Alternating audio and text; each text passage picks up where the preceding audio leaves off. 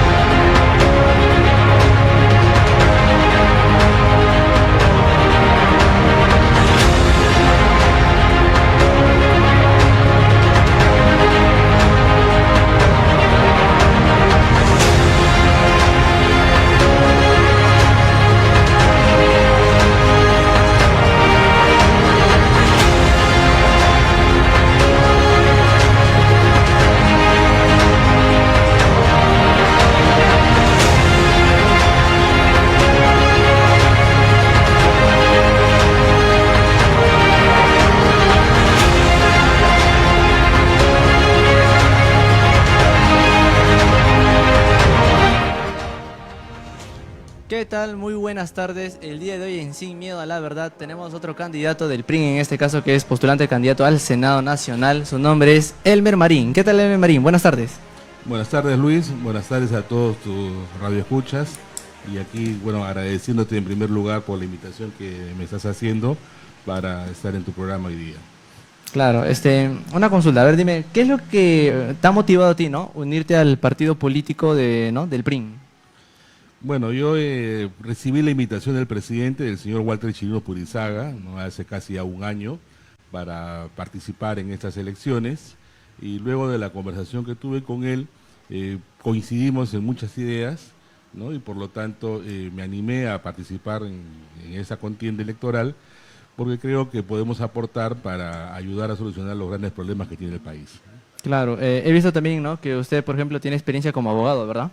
Exacto, sí, soy abogado, graduado por la Universidad Nacional Mayor de San Marcos, ya tengo 39 años de experiencia y bueno, me he desarrollado en el campo civil, laboral y también empresarial, ¿no? Y dígame, ¿tiene también experiencia en la Universidad de Howard? Estudié en Harvard, bueno, fui a una pasantía de una semana, un seminario intensivo sobre gerencia, finanzas, marketing, como consecuencia de haber estudiado un máster en gestión pública en la UPC. Eso fue en el año 2010-2011. Claro, entonces se podría decir que tiene experiencia un poquito internacional, ¿no? Claro. Sí, porque también, bueno, he tenido oportunidad de estar en la Comisión Interamericana de Derechos Humanos. Como consecuencia del ejercicio de la profesión, también he trabajado para empresas transnacionales, mineras canadienses, y eso también me ha dado experiencia en hacer estos trabajos fuera del país, ¿no? Claro, a ver, Elmer Marín, cuéntanos un poquito más de ti. A ver, dinos a nosotros, ¿quién es Elmer Marín, no? Cuéntanos un poquito de tu historia, ¿no? Un poquito de tu infancia, ¿no? También de tu carrera como abogado, ¿no? ¿Qué es lo que has visto acá en el Perú, ¿no? Bueno, yo nací en La Victoria, en el Hospital Obrero, en el año 1959, por lo tanto tengo 66 años de edad. La educación primaria la cursé parte en un colegio fiscal, el 491 del Distrito de Barranco. Para el cuarto de primaria ingresé a la gran unidad escolar José María Eguren, también de Barranco, donde terminé los estudios secundarios. Y luego ingresé a la Universidad Nacional Mayor de San Marcos, donde estudié la carrera de Derecho. Me gradué en el año 1986 y he hecho después estudios de maestría en Derecho Civil y Comercial en la Escuela de Posgrado de la Universidad Nacional Federico Villarreal. Estudié hasta 3 ciclos de doctorado en la Escuela de Posgrado de San Marcos.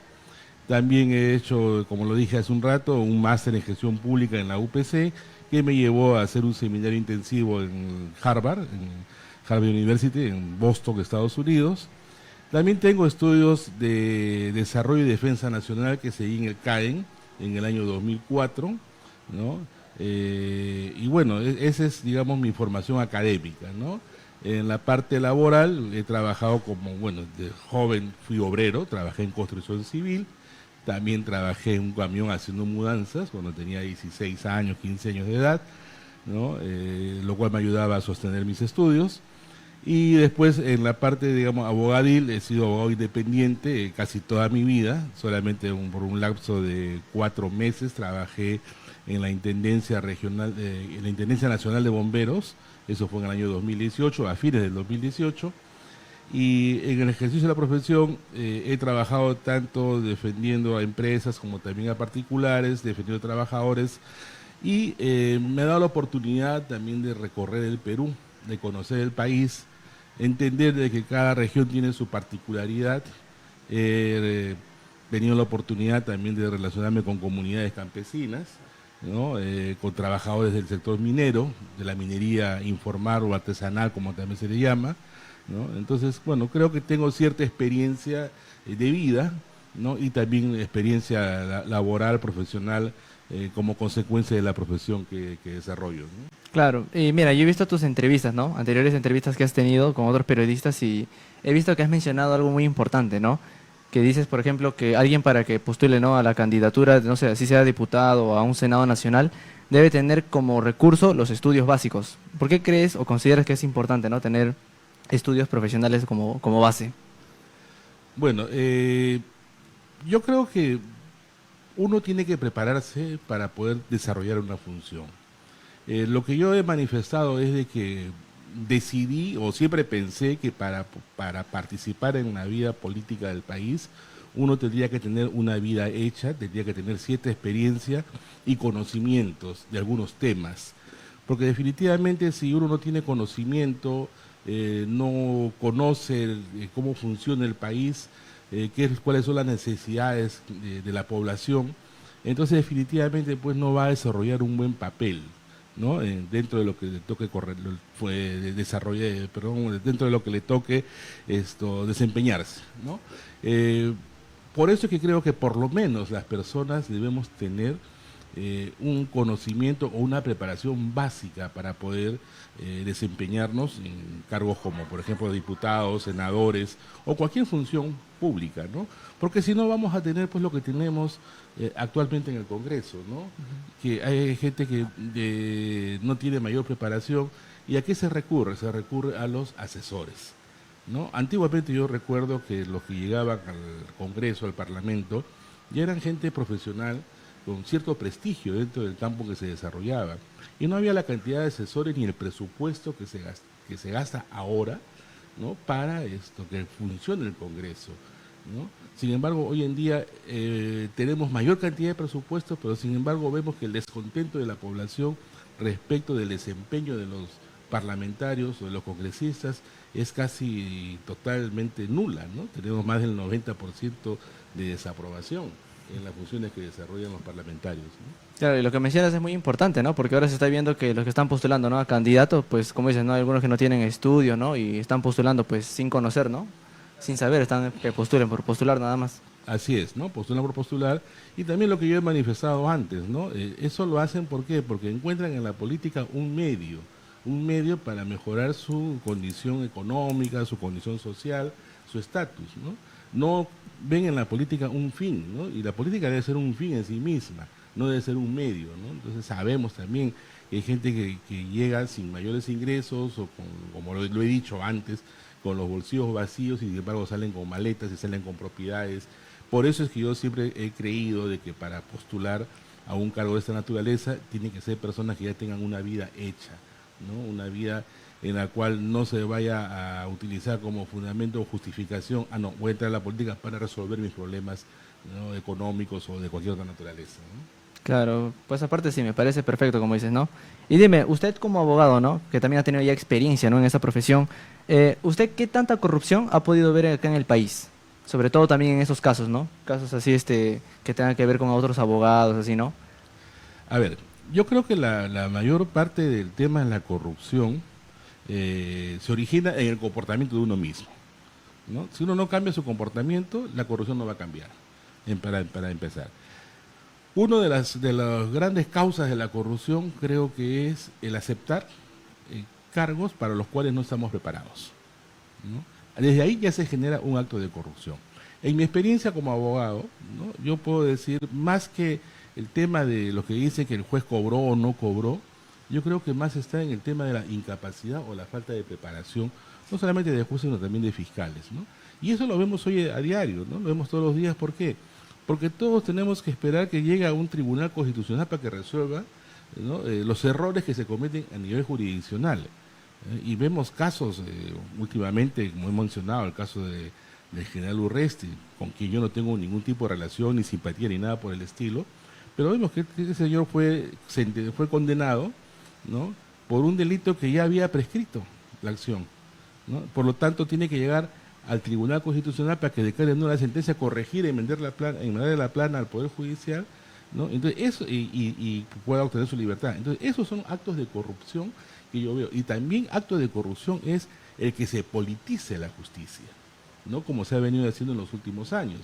O sea, se utiliza al Ministerio Público, se utiliza al Poder Judicial como instrumentos para dañar y causar perjuicio a los rivales políticos, ¿no? Entonces, y eso se ha visto claramente. Entonces, eso creo que son los actos de corrupción más graves que tenemos en cuanto a la falta de preparación, la falta de capacidad, ¿no?, y sobre todo al sometimiento que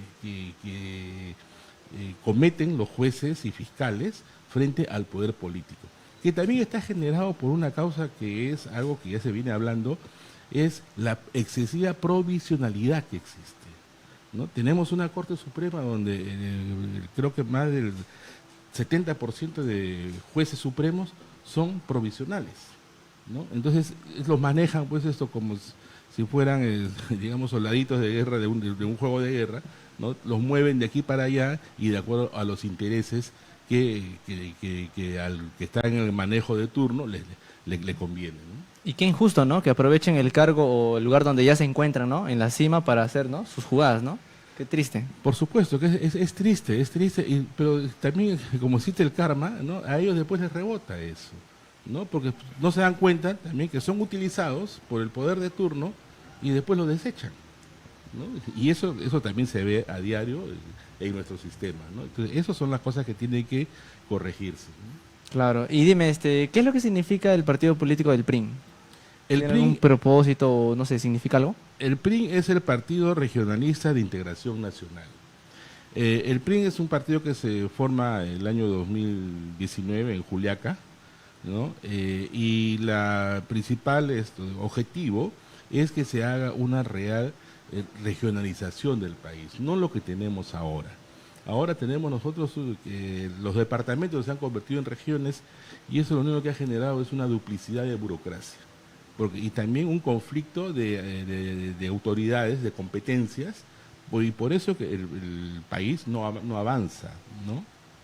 Eh, Creemos que la regionalización debe ser revisada en la forma como está actualmente, ¿no? Porque esto fue algo que lo hizo apresuradamente, se hizo en el gobierno de Toledo, ¿no? Por decir, bueno, ya lo logré, ya lo hice, ¿no? Pero sin embargo todavía siguen dependiendo, por ejemplo, los recursos económicos del gobierno central. Entonces, ¿de qué regionalización podemos estar hablando si los recursos económicos todavía son distribuidos por el gobierno central y no son utilizados autónomamente por las regiones, ¿no? Claro, y dime, ¿cuáles son las propuestas, ¿no? del PRIN para poder votar por ellos? ¿Cuáles son las propuestas? La prioridad que tenemos actualmente es el problema de la inseguridad ciudadana, ¿no? Esa es prioridad actualmente, ¿no? Otra es la corrupción, ¿no? Entonces son dos temas que tenemos que atacar, ¿no? Porque si no tenemos seguridad y se sigue manteniendo el nivel de corrupción que existe actualmente, el Perú no va a avanzar, ¿no? No va a avanzar, ¿por qué? Porque simplemente no se van a desarrollar o no se van a lograr las inversiones que se necesitan para que todo país crezca. Al contrario, con inseguridad, ¿qué sucede?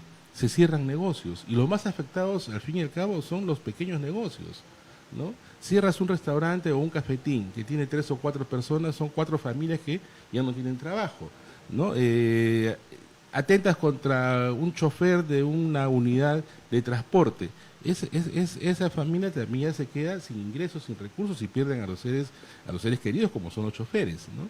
Entonces, si nosotros no atacamos frontalmente el tema de la inseguridad y sabemos cómo hacerlo, porque se ha trabajado con modelos que se han hecho en otros países y que acá, desgraciadamente, no se logra combatir. ¿Por qué? Porque falta la decisión política para poder hacerlo. Nosotros planteamos también que se debe volver a lo que existía antes, que es la policía de investigaciones, porque es una policía especializada en la investigación del delito, ¿no? Entonces, y también dotarles a los policías, ¿no?, de las herramientas necesarias para que puedan ejercer su labor adecuadamente. Nosotros no podemos exigir, yo no le podría exigir a un colaborador que cumpla su función si es que no le doy los elementos y las herramientas para que puedan hacerlo. Tenemos una policía que está mal equipada, con sueldos bajísimos, ¿no? Ellos tienen que comprar sus uniformes para poder desarrollar su labor, comprar sus guantes, sus zapatos, ¿no? Y también hay otra cosa, por ejemplo, ¿no? Vemos en el RIMAC hay lugares donde venden uniformes de policías a cualquier persona sin ningún tipo de control. Eso también tiene que regularse.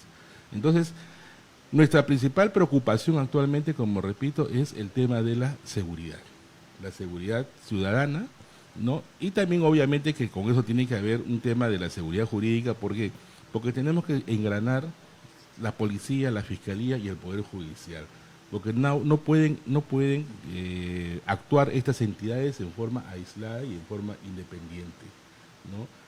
Ya hemos visto hace poco tiempo, ¿no?, el fiscal o la fiscal de la nación peleada con el director de la policía, ¿no?, peleados con el presidente del poder judicial. Entonces nosotros no entendemos cómo se puede combatir, ¿no?, la delincuencia en el Perú si tenemos a las tres entidades enfrentadas, ¿no?, peleándose quién debe dirigir o no debe dirigir la investigación, ¿no?, y cuando eso ya está debidamente demarcado en la ley. Claro, y mira, y ¿no? causa mucha indignación porque ahora está saliendo las noticias que no, va a haber otra vez paro de transportistas. Si mal no me equivoco, el 5 de marzo va a haber otra vez paro de transportistas porque, o sea, ellos están tratando ya, ¿no? Y viene ya de tiempo ya que están haciendo su paro, pero no le hacen caso. O sea, ellos están, ¿no?, por su propia cuenta tratando de hacer su máximo esfuerzo, hacer el paro transportista para que los policías le hagan caso, pero al parecer creo que lo están haciendo por gusto, lo ignoran, y más bien lo único que están ocasionando es que más bien que los extorsionadores, todos ellos, los asesinen. Y sigue sucediendo, siguen matando, ¿no? E incluso ahora lo graban todavía como prueba.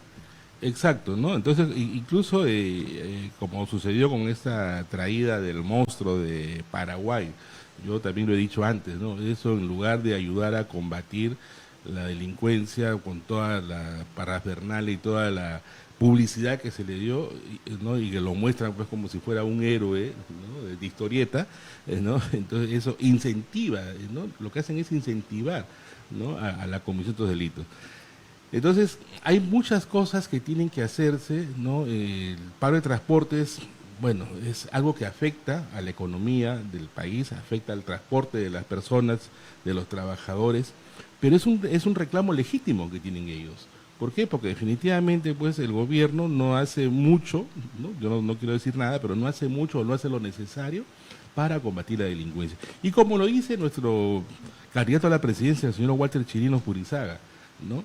Si el Estado no combate, no puede combatir a la delincuencia, es porque la delincuencia está dentro del Estado.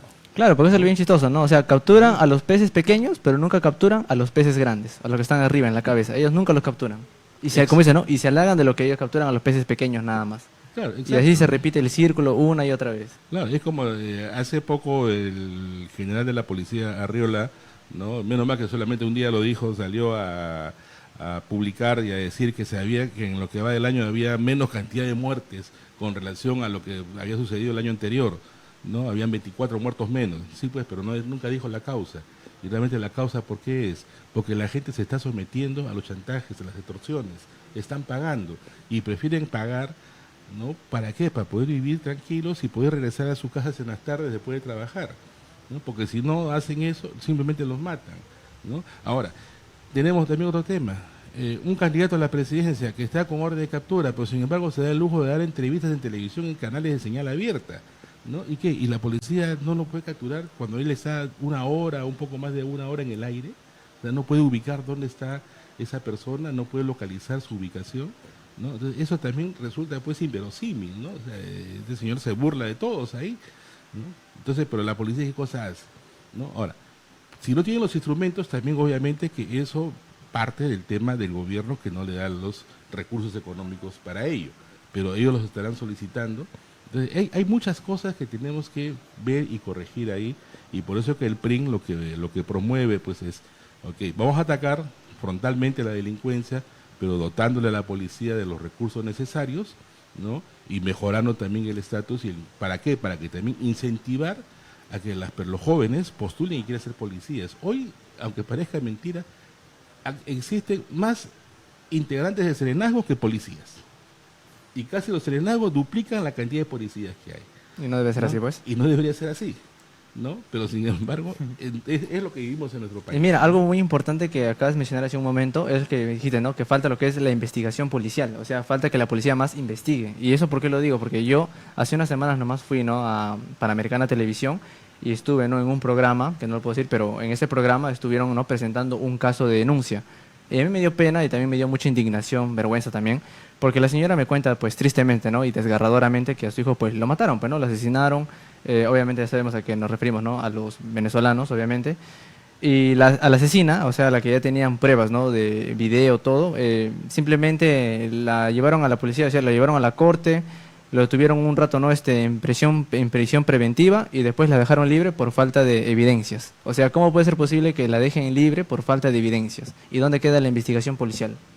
Exacto, ¿no? Entonces, ese es el tema, ¿no? Porque también en el Perú la policía carece de laboratorios, ¿no? O sea, todo tiene que venir a Lima para hacer un análisis de pruebas balísticas, etcétera, ¿no?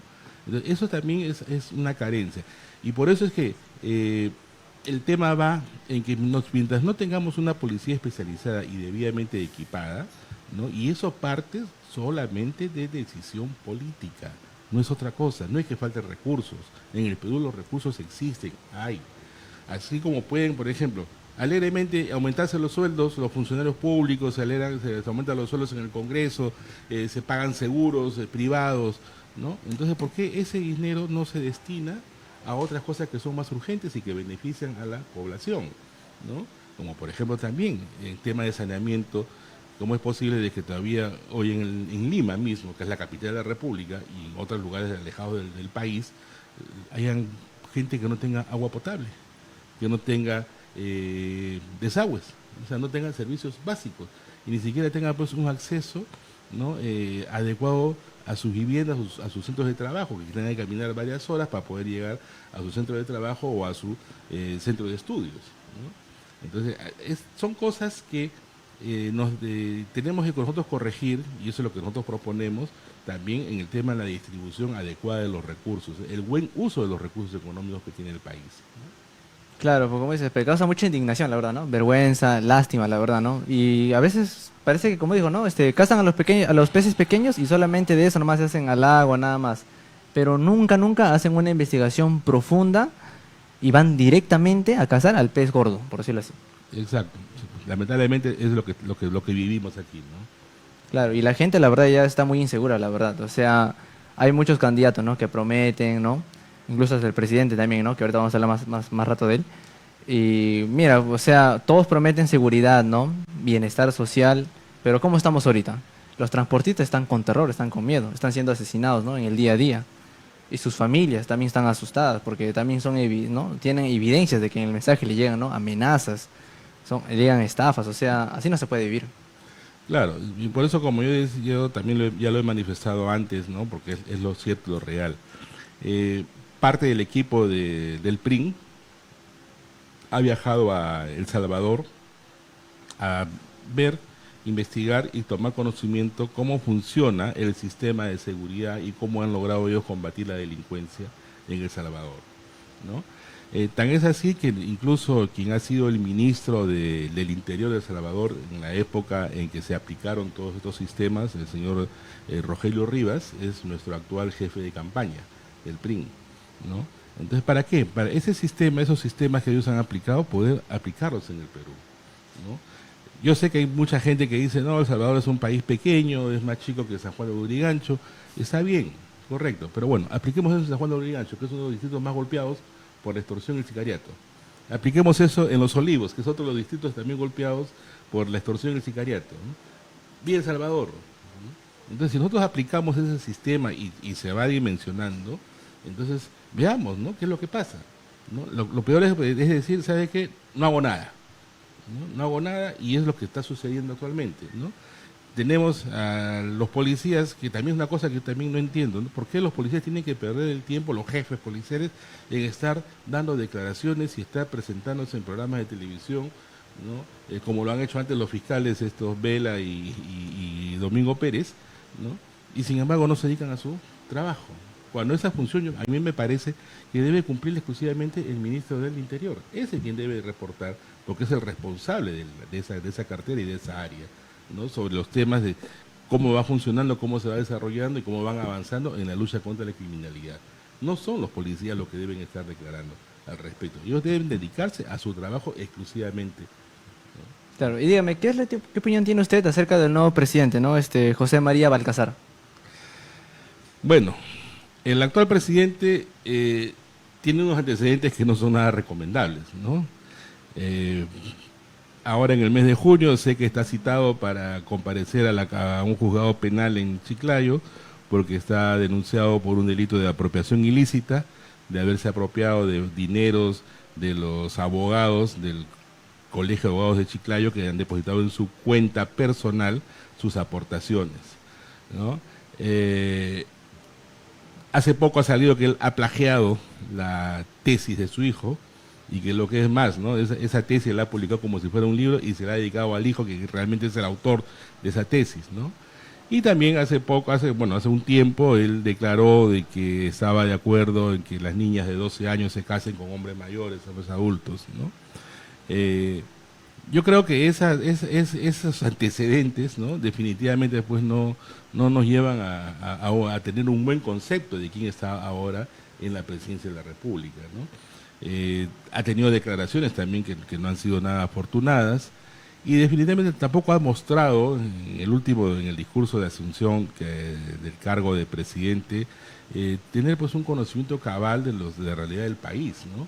Hoy en día estamos en un problema, ¿no? Él ha sido elegido por el Congreso, pero sin embargo en el Congreso está en el tema de que no le van a dar el voto de confianza al gabinete que ha designado. ¿Por qué? Porque se ha demostrado que eso es una repartija de poderes, ¿no? Y no es repartija de poderes, es como un reparto de un botín del Estado porque se han otorgado ministerios a grupos, ¿no? Como la Alianza para el Progreso de Acuña, ¿no? Donde se mueve mayor presupuesto, ¿no?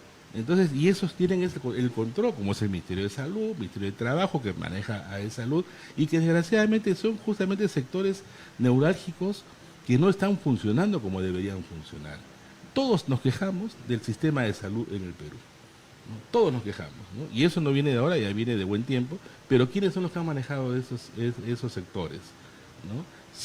Y sin embargo, esas personas son las que quieren, ¿no? Reelegirse, y luego de haber sido congresistas, ahora si no alcanzan a ganar los 45 años, están postulando al Senado, ¿no? Incluso están postulando a la presidencia de la República, ¿no? Entonces, desgraciadamente, pues ojalá que no se produzca una nueva vacancia o una nueva censura en lo que queda hasta el 28 de julio de este año, porque también es una vergüenza para el Perú, una vergüenza internacional, que cada cierto tiempo, cada 2 años, cada año y medio, tenemos que cambiar un presidente, ¿no? Sí, pero porque en 5 años ya ha habido como 7 presidentes, o sea, ¿cómo puede pasar eso, no? Claro, es muy vergonzoso. en este último periodo tenemos 4 presidentes, ¿no? Tenemos Castillo, Boluarte, Gerí y ahora tenemos a Balcázar, ¿no? En el periodo anterior tuvimos a Kuczynski, Vizcarra, Sagasti, ¿no? Bueno, fueron 3, ¿no? Y 5 ahora, o sea, tenemos 8 presidentes en 2 periodos. O sea, esto se refleja entonces según... A ver, ¿tú crees que, por ejemplo, esto refleja un cambio urgente, ¿no? En lo que es el Congreso, así, en todo el Congreso? Yo creo que sí, esto refleja un cambio y no es porque esté postulando a la Cámara de Senadores, pero creo que eso se ha sido oportuno y atinado, ¿no? Que se reinstale la Cámara de Senadores para que con ellos pongan un poco de freno a ese libertinaje, ¿no? Y a esta forma tan alegre que tienen de vacar presidentes, incluso hacen vacancias express.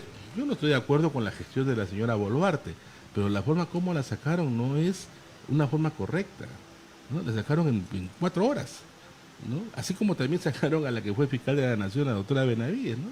Le hicieron procesos express que después van al Tribunal Constitucional y son declarados nulos, ¿no? En este caso de Gerí también, en mi concepto de Gerí lo que tenía que haber sucedido es una vacancia, no una censura, porque ella dejó de ser presidente del Congreso y su actuación, y lo que se estaba cuestionando es su actuación como presidente de la República, no como presidente del Congreso. Entonces ahí lo que procedía una vacancia, pero como se requieren más votos para la vacancia que para la censura, ellos agarran lo de Cuba, hacemos censura para tener 66 votos y con eso lo agarramos y lo sacamos. Como decir, lo más fácil, ¿no? Exacto, van por el camino más fácil, pero que no es el correcto, ¿no? Estamos muy mal, sinceramente. Y eso realmente nos da pues una también inseguridad política. Y eso también lo que nosotros como partido, como agrupación, como PRIN, también queremos darle a la población una seguridad política, porque eso a nivel internacional nos cierra muchas puertas, ¿no? O sea, nadie va a querer negociar o invertir en el Perú si no tienes una seguridad política, no tienes seguridad ciudadana, no tienes seguridad jurídica. Y dígame usted, ¿No? para esas nuevas votaciones y nuevas elecciones que ya se vienen, ¿no? Casi nada. ¿Usted cree que los ciudadanos van a votar realmente porque quieren votar o solamente van a votar por obligación ya? Yo pienso que por obligación. ¿Y a qué se debe eso? Yo pienso por obligación. ¿Por qué? Porque desgraciadamente pues, están decepcionados de los políticos, ¿no? Desgraciadamente, ¿no? Están decepcionados. Y como también lo hemos manifestado antes, ¿no? O sea, las personas dicen, a mí que me interesa la política si yo vivo de mi trabajo, ¿no? Es lo que dice, ¿no? Pero también hay que entender que si tienes trabajo es porque hay empresas, ¿no? Que han decidido realizar actividades económicas, ¿no? Dirán, no, pero yo soy informal y yo no dependo de una empresa. No, al final y al cabo siempre hay una relación, una correlación, ¿no? Entonces, la política es necesaria, pero que sea con orden, ¿no? Con respeto de las normas, con respeto también de las jerarquías, ¿no? Y eso va a asegurar de que haya más trabajo y sobre todo lo que tenemos nosotros que propender es a mejorar y elevar el estándar de vida de las personas, ¿no? Todavía nosotros, como repito, nosotros no podemos permitir que sigan existiendo lugares donde no haya agua potable, que es un servicio básico, ¿no? Yo he recorrido algunos países, tanto en América como en Europa, y en ninguna parte he visto que a alguien le falte sus servicios básicos. Y también no olvidemos la educación, ¿no? Porque acá en Perú la educación, te cuesta, o sea, todo te cobran, pero allá en otros países la educación hasta te pagan por estudiar. Y claro, entonces eso, por ejemplo, eso es un tema que nace en las décadas de los 70, ¿no? Desgraciadamente como consecuencia del gobierno militar de Velasco Alvarado, ¿no? Yo recuerdo que en esas épocas los mejores educadores y educandos estaban en los colegios nacionales, en las grandes unidades escolares. A un colegio particular iba aquel que no rendía en un colegio nacional o en una gran unidad escolar, ¿no? Sin embargo, después se fue deteriorando, ¿no?, el nivel educativo en el sector público, y el sector privado fue tomando auge, y de ahí que ahora pues se ha invertido 180 grados, ¿no? Y la mejor educación está en el sector privado, pero también cuesta, y hay muchas personas que no tienen capacidad de acceder a esa educación. Entonces, ¿qué es lo que también tenemos que hacer? Evidentemente, mejorar la educación, pero para mejorar la educación también tenemos que mejorar el sistema de la seguridad. Porque si no tenemos seguridad ciudadana, no tenemos seguridad política, ¿no?, entonces tampoco va a poder ir mejorando la educación, ¿no? Entonces, todo se concatena, ¿no? Una cosa trae jala a la otra, ¿no? Entonces, tenemos que mejorar también, como repito, el sistema de salud, y como ya lo hemos dicho, ¿no? Un país, ¿cuándo es grande? Cuando tiene seguridad ciudadana o pública, ¿no? Tiene seguridad jurídica, tiene seguridad política, existe orden, ¿no?, y disciplina, ¿no? Teniendo esas cosas, ¿no?, tiene un buen sistema educativo, un buen sistema de salud, un buen sistema de seguridad, como ya repito, ¿no? Entonces, con eso, todo país va a crecer. Y hay que ver solamente otros ejemplos de países, ¿no? Hay países que hace 40, 50 años eran mucho más pobres que el Perú. Sin embargo, ellos mejoraron su educación, mejorando el tema de la seguridad, de la salud, ¿no?, con orden y disciplina, han crecido. Y sin tener los recursos que tenemos nosotros, ¿no? Sin tener los recursos que tenemos nosotros. Entonces, tenemos que nosotros cambiar también nuestra forma de pensar, y pensar en el país. Pensar en el país, ¿no? Y eso también es un tema de formación que debe venir desde el colegio o desde la casa, ¿no? Usted que ha ido a algunos países, ¿cuál considera usted que podría ser un gran, claro ejemplo para Perú? O sea, ¿cuál de los países que usted ha visitado, no, considera que sería un buen ejemplo para Perú? ¿Qué país? Mire, yo por ejemplo, yo diría Corea del Sur.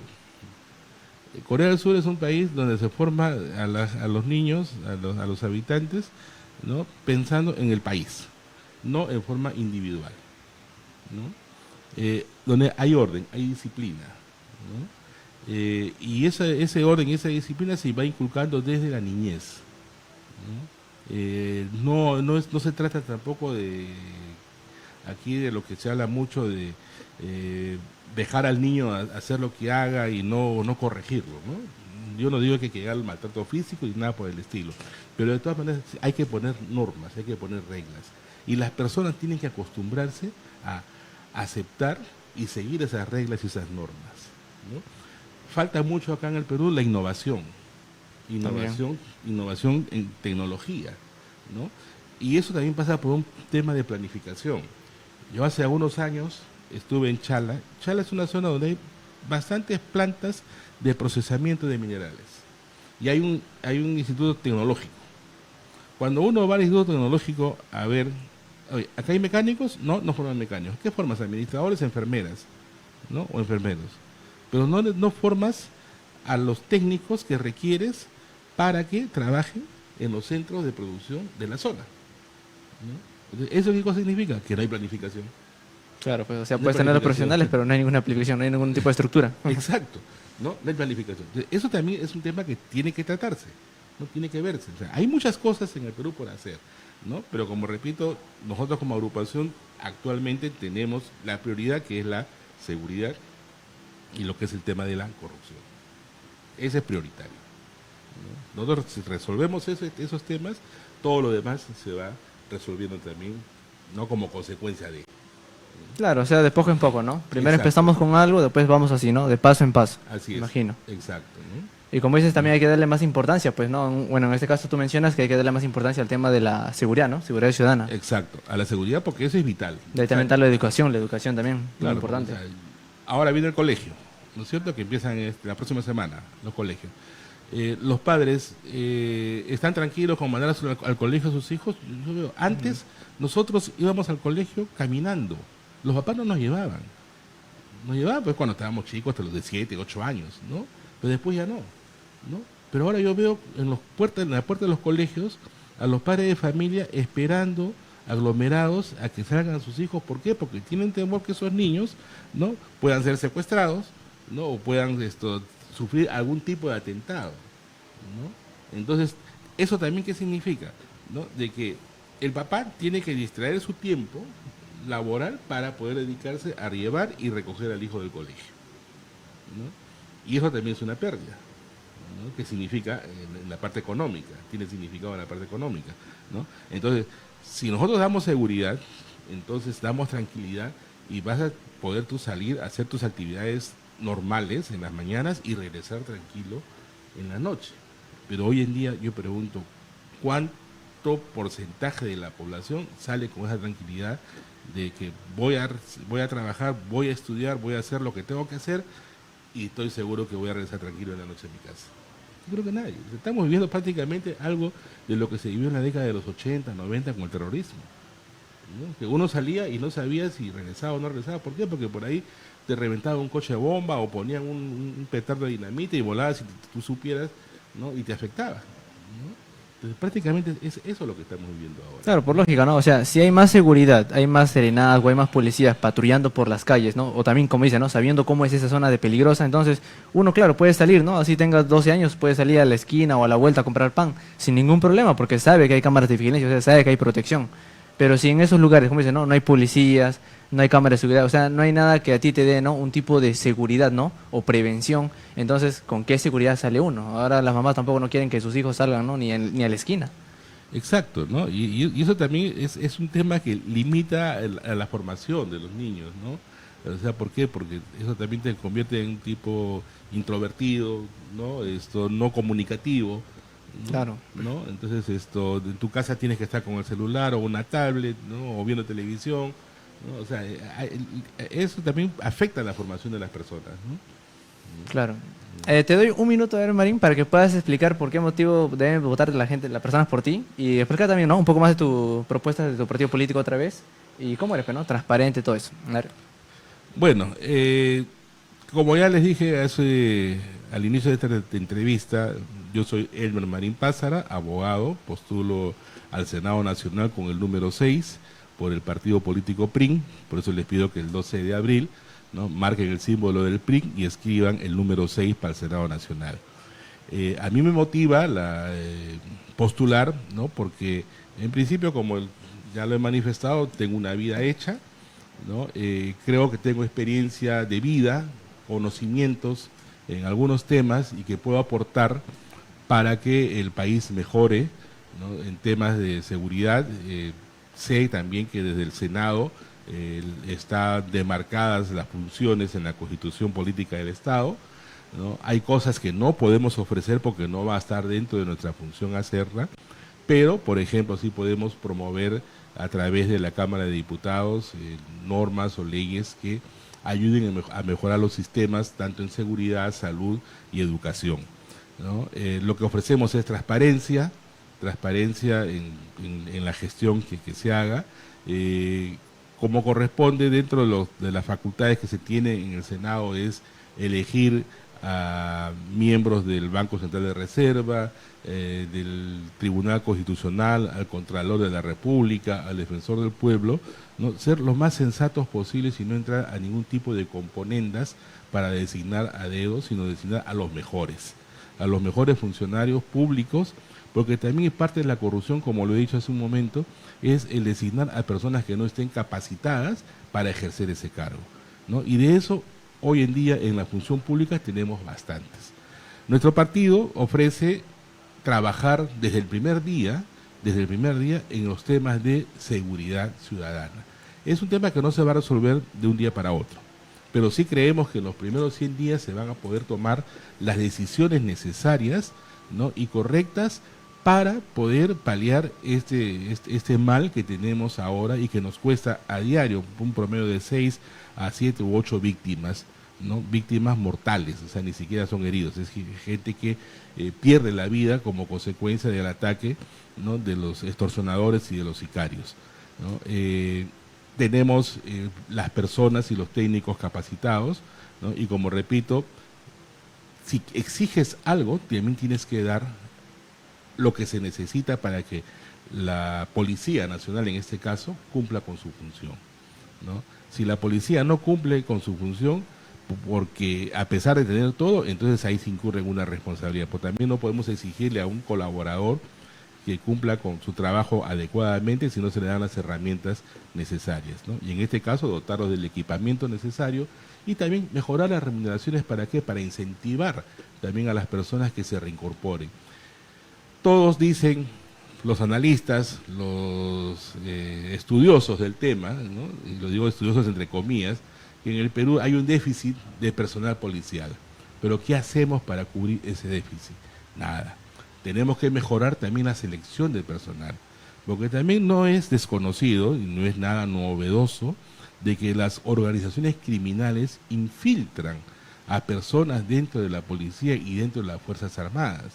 Por eso es que tenemos también que se descubren varios policías que cometen delitos y que son parte de organizaciones criminales, incluso policías con alta graduación, coroneles, comandantes, ¿no? Entonces eso también tiene que mejorar, tiene que la selección del personal también tiene que mejorar y ser más rígida en todo sentido, no solamente en el sentido del conocimiento, sino también en el sentido de averiguar cuáles son sus orígenes y también en su formación física, mental y psicológica, ¿no? Por eso que nosotros pedimos que marquen el símbolo del PRIN para la Presidencia de la República y también para el Senado Nacional, marquen el símbolo del PRIN y escriban el número 6 el día 12 de abril. Sí, ya saben, damas y caballeros, eso fue todo con, ¿no? Elmer Marín, candidato al partido político, candidato al Senado Nacional, con el número 6 por el partido político, el PRIN. Muchas gracias, Elmer Marín. Muchas gracias por la invitación. Nos vamos a una pausa. Ahorita volvemos en Sin Miedo a la Verdad.